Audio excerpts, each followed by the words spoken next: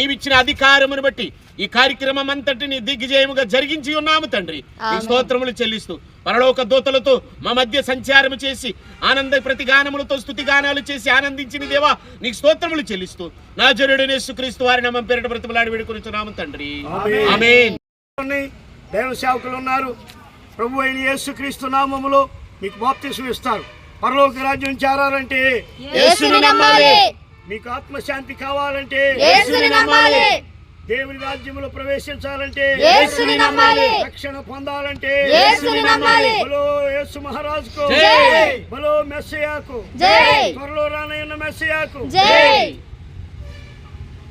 తండ్రి అయిన దేవుని ప్రేమ, కుమారుని యేసుక్రీస్తు కృప, పరిశుద్ధాత్మ అన్యోన్య సహవాసము, సమాధానము బాప్తిసం పొందిన బిడ్డలకు సంఘమునకు రాబోయే దినాల్లో ఆయన కృప విస్తరింపచేయునుగాక.